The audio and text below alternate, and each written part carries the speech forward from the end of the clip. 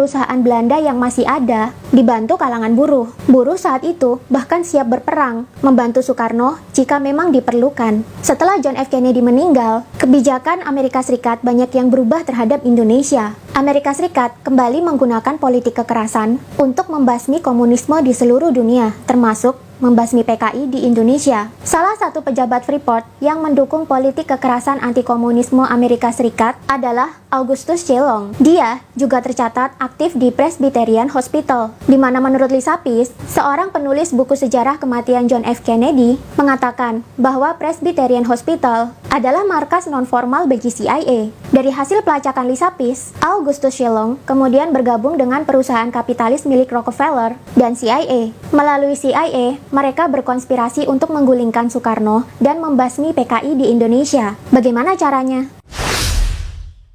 Masih dari hasil pelacakan Lisa Pease, Amerika Serikat kemudian membeli beberapa pejabat militer Indonesia. Pejabat militer belian ini kemudian mereka sebut sebagai Our Local Army Friends. Mereka terdiri dari tentara berpangkat jenderal ke bawah dan beberapa jenderal dengan deretan bintang di pundaknya. Selain bekerja sama dengan elit militer, CIA juga bekerja sama dengan beberapa elit pejabat politik di Indonesia. Tujuan besar mereka adalah menggulingkan Soekarno dan memusnahkan PKI agar perusahaan-perusahaan elit kapitalis dunia bisa bebas masuk ke Indonesia. Siapakah elit-elit pejabat yang berkonspirasi untuk melengsarkan Soekarno dan menumpas PKI itu? Berdasarkan ulasan dalam buku Freeport, fakta-fakta yang disembunyikan, Augustus C. Long ternyata menjalin hubungan dekat dengan Julius Tahia. Dari Julius Tahia inilah Augustus C. Long diperkenalkan kepada Ibnu Sutowo yang saat itu menjabat sebagai Menteri Pertambangan dan Perminyakan. Atas jasanya, Julius Tahia pun mendapatkan kehormatan dari Freeport dan salah satu perusahaan Rockefeller di Indonesia, PT Caltex. Julius Tahia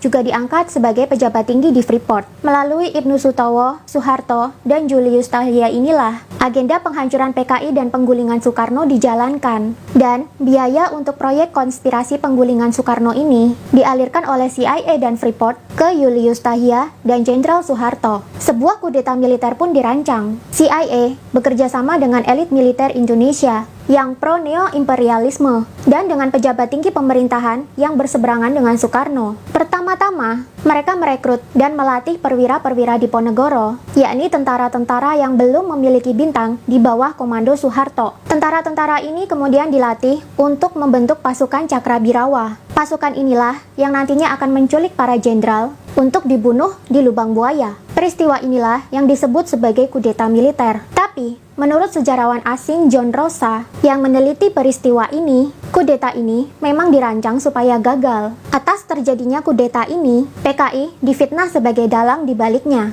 Kudeta ini sekarang terkenal sebagai peristiwa G30 SPKI. Tak hanya difitnah sebagai dalang kudeta, PKI juga difitnah telah melakukan penyiksaan kepada para jenderal. Mulai dari matanya dicongkel, kulit diiris-iris pakai silet, disiksa pakai pukulan dan tendangan, dan dipotong kemaluannya. Padahal, menurut hasil otopsi dari Fakultas Kedokteran Universitas Indonesia, penyiksaan seperti itu tidak ditemukan di tubuh para jenderal. Setelah peristiwa G30 SPKI terjadi, penumpasan terhadap seluruh anggota dan simpatisan PKI pun terjadi di bawah komando Soeharto. Menurut investigasi sejarawan dan penulis lain, yakni Max Lane, tercatat bahwa setidaknya ada 500.000 hingga 2 juta orang yang teridentifikasi sebagai anggota dan simpatisan PKI dibunuh pada saat itu. Kebanyakan mereka dibunuh dengan cara yang mengerikan. Ada yang dipenggal kepalanya, ada yang perutnya diiris kemudian isinya dikeluarkan, ada yang diseret menggunakan truk di atas aspal. Mayatnya juga banyak yang dibuang begitu saja ke sungai.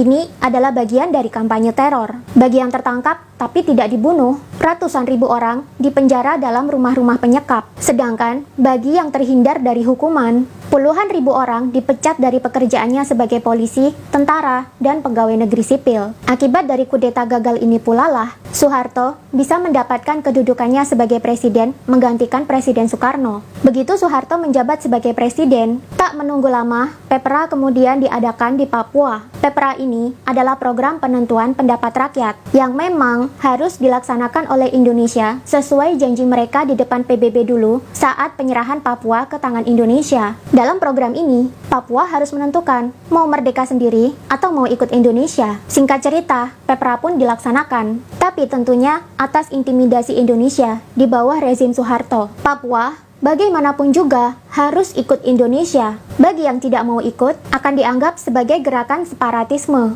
dan mereka akan ditumpas oleh militer. MR Siregar mencatat, setidaknya ada 200.000 orang Papua yang disembelih oleh militer Indonesia untuk mempertahankan hasil dari PPRA ini. Hasil dari PPRA sudah jelas, Papua akhirnya ikut dengan Indonesia. Dan semenjak saat itu, bagi-bagi sumber daya alam Indonesia kepada perusahaan kapitalis asing dimulai. Tidak hanya bagi-bagi sumber daya alam Indonesia, rezim Soeharto juga membagi-bagikan buruh Indonesia kepada perusahaan kapitalis asing dengan harga yang sangat murah. Freeport pun berhasil mendapatkan Papua di bawah rezim Soeharto. Menurut catatan seorang jurnalis Amerika, Andre Vlček, seperti yang dikutip dalam buku Freeport, Fakta-Fakta yang Disembunyikan, Andre pun mencatat, Soeharto menerima miliaran dolar dari Freeport atas itu semua. Untuk seterusnya, Freeport diperbolehkan membangun bisnis tambangnya di Papua, dan Indonesia hanya mendapatkan 9% saham saja dari sini. Sisa keuntungan diambil semua oleh Freeport. Gunung emas di Papua dikeruk besar-besaran, tapi Indonesia cuma dapat secuprit, sampai akhirnya rezim Jokowi berhasil membeli 51% sahamnya. Sampai sekarang, PKI telah menjadi organisasi yang sangat terlarang di Indonesia. PKI diceritakan dalam sejarah sebagai partai yang berisi golongan orang-orang tak bertuhan yang sangat kejam. Seluruh catatan sejarah dalam negeri mengatakan, PKI adalah partai yang kejam dan anggotanya layak untuk dibunuh. Propaganda ini terus ada selama masa Orde Baru. Tak kurang berapa buku yang telah diterbitkan untuk menakut-nakuti Indonesia tentang PKI. PKI dicitrakan sebagai partai yang mengerikan, jahat, dan ingin mengganti ideologi Pancasila dengan komunisme. Saking hebatnya propaganda ini, sampai sekarang pun banyak orang yang langsung kejang-kejang penuh kemarahan jika mereka mendengar kata PKI. Sebenarnya mereka mau marah sama siapa sih? Wong PKI saja sudah nggak ada kok, dan PKI sudah benar-benar musnah. Pengetahuan seperti ini tak akan kalian temukan dalam buku-buku sejarah yang ada di Indonesia, terutama yang diterbitkan selama masa Orde Baru. Karena sejarah yang dibuat pada zaman Orde Baru semuanya mendiskreditkan PKI. Mirisnya, justru sejarawan dan jurnalis-jurnalis asing yang melakukan investigasi terhadap peristiwa ini. Apakah ini pertanda betapa minimnya pengetahuan sejarah kita? Sampai-sampai harus jurnalis dan sejarawan asing yang melakukan investigasi dan pelacakan atas peristiwa bersejarah kita. Sekarang, PKI sudah punah. Sudah waktunya kita move on. Kalau kalian bilang ideologi PKI itu masih bertahan, sebenarnya itu ideologi yang mana? Ideologi yang penghapusan kelas sosial? Atau ideologi yang tidak bertuhan? Jika kalian bilang ideologi PKI adalah ideologi yang tidak bertuhan seperti yang diceritakan sejak zaman Orde Baru, kenapa kalian tidak tumpas saja orang-orang ateis yang ada di Indonesia? Kan banyak tuh sekarang orang-orang ateis yang tidak bertuhan, dan mereka bangga dengan keateisan mereka. Kenapa mereka nggak kalian sebut PKI juga? Kalau kalian bilang partainya sudah bubar, tapi ideologinya masih ada, kalian harusnya cek bahwa pemerintah sudah melarang berkembangnya paham komunisme atau Marxisme atau Leninisme. Dan ini diatur dalam TAP MPRS nomor 25/MPRS/1966 tahun 1966. PKI sudah tidak ada. Ideologinya juga dilarang secara hukum. Kalau sekarang banyak orang yang takut ideologinya PKI bangkit lagi, sebenarnya ideologi yang mana ya? Padahal di Kamus Besar Bahasa Indonesia saja, ideologi komunisme sangat berbeda dengan yang sekarang digaungkan oleh orang-orang yang takut PKI akan bangkit kembali.